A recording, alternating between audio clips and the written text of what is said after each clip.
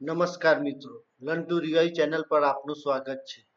આજે આપણે રાધાકૃષ્ણ પંચ, જેને યુનિવર્સિટી શિક્ષણ પંચ તરીકે પણ ઓળખવામાં આવે છે, તેના મહત્વના મુદ્દા ટુ ધ પોઈન્ટ ચર્ચા કરીશું. રાધાકૃષ્ણ પંચની મુખ્ય ભલામણો આ પ્રમાણે છે. 1948માં ડોક્ટર સર્વપલ્લી રાધાકૃષ્ણનની અધ્યક્ષતામાં ભારતીય વિશ્વવિદ્યાલય શિક્ષણ પંચ, કે જેને યુનિવર્સિટી શિક્ષણ પંચની રચના કરવામાં આવી હતી. ડોક્ટર સર્વપલ્લી રાધાકૃષ્ણ, જે આપણા ભારતના પ્રથમ ઉપરાષ્ટ્રપતિ હતા અને તેમના જન્મદિવસે રાષ્ટ્રીય શિક્ષક દિન તરીકે ઉજવવામાં આવે છે. આ પ્રશ્ન પણ ઘણીવાર પરીક્ષામાં પૂછાતો હોય છે. શાળામાં 12 વર્ષનું શિક્ષણ પૂરું કર્યા પછી યુનિવર્સિટીએ વિદ્યાર્થીને કોલેજમાં પ્રવેશ આપવો. એટલે કે યુનિવર્સિટી લેવલે જે કંઈ પણ મુખ્ય ભલામણો કરવામાં આવી તે આ પંચની કરવામાં આવી. તો જ્યારે પરીક્ષામાં જ્યારે કોઈ યુનિવર્સિટીના ભલામણ અંતર્ગત કોઈ પણ બાબત પૂછાય તો તેમાં રાધાકૃષ્ણ પંચ અવશ્ય ટીક કરવો. કોઈ પણ કોલેજમાં વિદ્યાર્થીઓની સંખ્યા 1000થી વધારે રાખવી નહીં. એટલે કે કોલેજોમાં વિદ્યાર્થીઓની સંખ્યા નક્કી કરવામાં આવે. જુદી જુદી યુનિવર્સિટીઓમાં શક્ય તેટલી હદે એક સરખા અભ્યાસક્રમો રાખવા.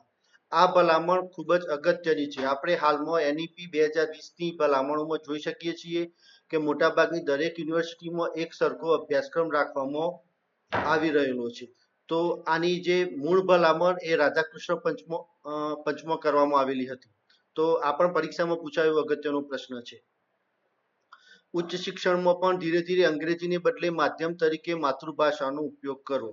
હાલમાં આપણે જોઈએ કે મેડિકલ એન્જિનિયરિંગ ક્ષેત્રે પણ પાઠ્યપુસ્તકો ગુજરાતી માધ્યમમાં એટલે કે માતૃભાષામાં કરવાની ભલામણ થઈ રહી છે. તો તેનો જે મૂળ હાર્દ, જે મૂળ એલિમેન્ટ કહેવાય એ રાધાકૃષ્ણ પંચની ભલામણમાંથી લેવામાં આવેલો છે. આપણે એવું કહી શકીએ, જે એનઈપી 2020ની અંદર પણ સમાવેશ કરવામાં આવેલો છે. તો આ પણ પ્રશ્ન પૂછાઈ શકે એવો છે. યોગ્ય લાયકાત ધરાવતા શિક્ષકોની નિયુક્તિ કરવી. પ્રોફેસર, રીડર, વ્યાખ્યાતા, વ્યાયામ શિક્ષકના દરજ્જા.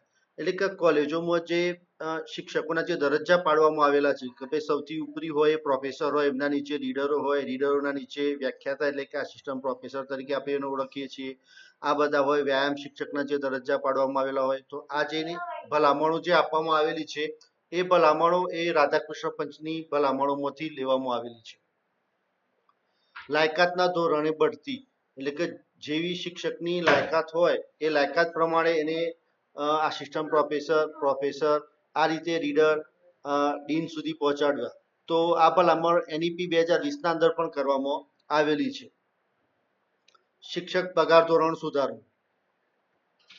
માધ્યમિક કક્ષાથી સહશિક્ષણ દાખલ કરવું.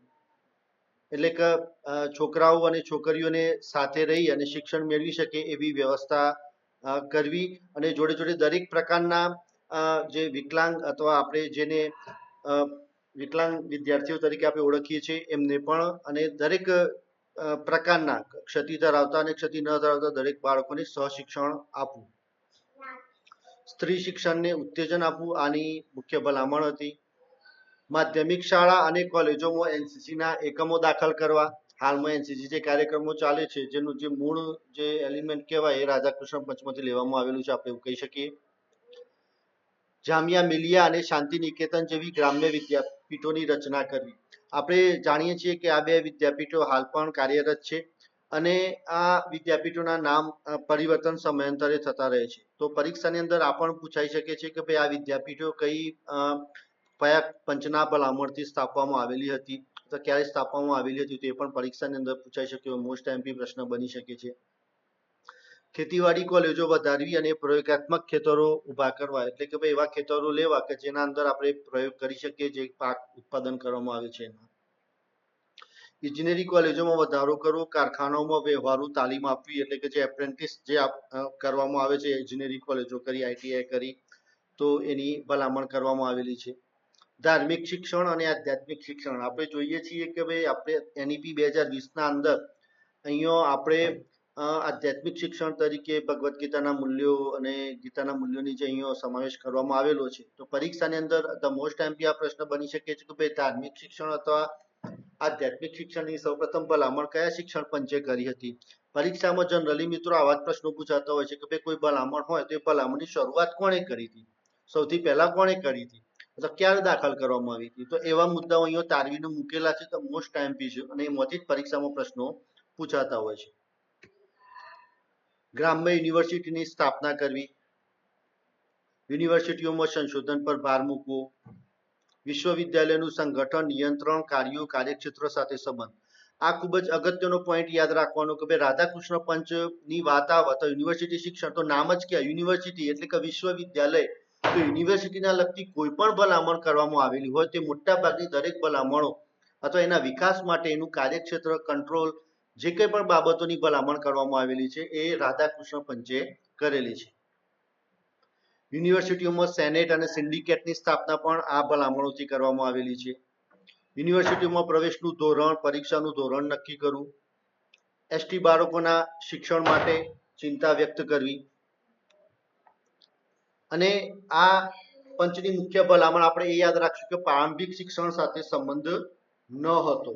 એટલે કે અહીંયા આપણે એ પણ બાબત યાદ રાખીશું કે ભાઈ આ પંચ નો જે પ્રાઇમરી શિક્ષણ કહેવાય તો પ્રાઇમરી શિક્ષણના લગતી કોઈ મોટાભાગની કોઈ ભલામણ આ પંચે કરેલી ન હતી. બરાબર, તો આ ખાસ યાદ રાખીશું કે આ યુનિવર્સિટી શિક્ષણ સાથે સંકળાયેલો આ એક મુખ્ય પંચ હતો. પછી આ પંચની મુખ્ય ભલામણમાં આપણે એ પણ યાદ રાખીશું કે ભાઈ યુનિવર્સિટી એ જે સંચાલન જે કરવામાં આવે છે તો એ સંચાલન એ યુજીસીની સ્થાપના. તો પરીક્ષાની અંદર આ પ્રશ્ન વારંવાર પૂછાતો હોય છે કે ભાઈ યુજીસીની સ્થાપના કયા પંચના અથવા કયા કમિશનના આધારે કરવામાં આવી. તો યુજીસીની સ્થાપના જે છે એ રાધાકૃષ્ણ પંચની ભલામણના આધારે કરવામાં આવેલી છે. તો આ મોસ્ટ એમપી પ્રશ્ન અગાઉ ઘણી વખત પરીક્ષા ટેટમાં પણ આ પૂછાયેલો પ્રશ્ન છે. તો મિત્રો આવા ટુ ધ પોઈન્ટ તમારે કોઈ વિડીયો અથવા આનું કોઈ મટીરિયલ જોઈતું હોય તો લર્ન ટુ રિવાઇવ ચેનલને લાઈક કરો, શેર કરો અને સબસ્ક્રાઇબ કરો અને આવા અન્ય વિડીયો પણ આપણે મૂકતા રહીશું. સૌનો ખૂબ ખૂબ આભાર.